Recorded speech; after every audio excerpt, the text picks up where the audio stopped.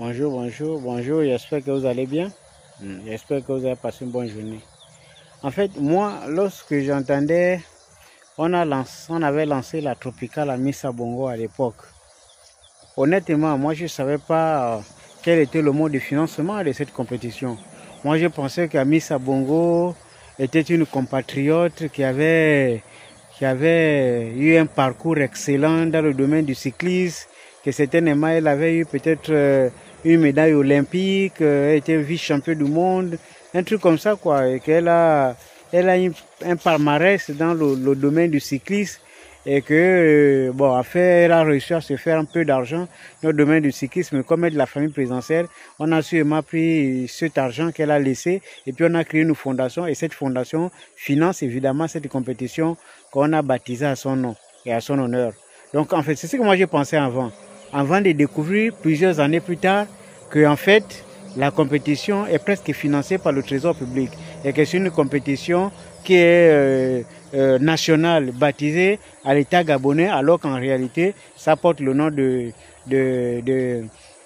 la Tropicale, ça le nom d'Amissa Bongo. Bon, bref. Et puis moi je me suis dit, mais attendez, on se lance à financer une compétition avec aucune probabilité. Ça veut dire que rien ne nous dit que dans les 20 prochaines années, un cycliste gabonais aura même la chance de gagner, de remporter cette compétition. Aucune chance. Parce que dans la préparation, c'est négatif. Dans le choix des cyclistes et même dans le choix des préparations, nous n'avons même pas de petites catégories. Comment on peut espérer compétir avec les gens qui sont déjà très loin depuis dans ce domaine? Pourquoi avoir organisé une telle compétition? C'était quoi le projet?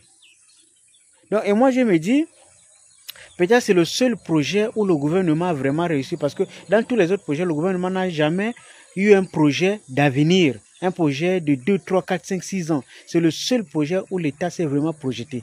Peut-être que l'État s'est dit dans 20 ans, dans 30 ans, un cycliste gabonais va forcément remporter cette compétition.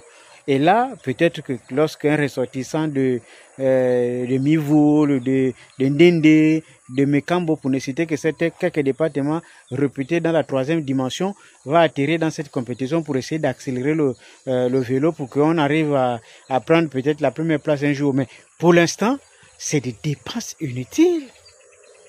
On a tellement de problèmes dans ce pays que moi je me demande pourquoi on a priorisé cette compétition.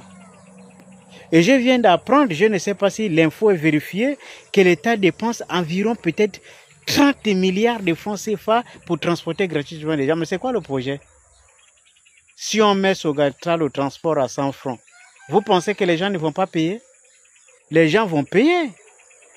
Parce que quand les gens montent, quand ils disent Longori, ils pensent que c'est gratuit, ils pensent que c'est cadeau. Mais avec 13 milliards, on peut sortir combien de personnes de la pauvreté par an avec 13 milliards? Vous pensez que vous avez demandé aux gens de choisir entre être transportés gratuitement à Libreville et mobiliser les 30 milliards pour redistribuer sur l'ensemble du territoire national en termes de création de micro-projets? Est-ce qu'on a posé cette question au peuple? Pourquoi est-ce qu'on va faire de tels choix? Pourquoi on se lève un matin pour imposer de tels choix aux populations qui n'ont pas la possibilité de dire quoi que ce soit?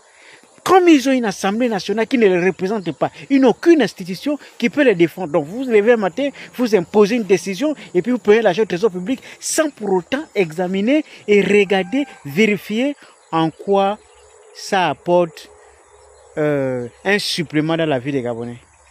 Parce que économiser 500 francs de taxi par jour, vous pensez que c'est ce qui va sortir les Gabonais de la pauvreté?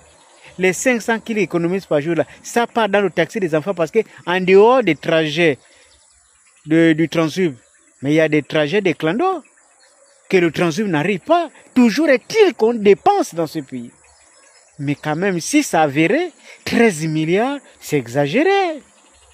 C'est même un génocide.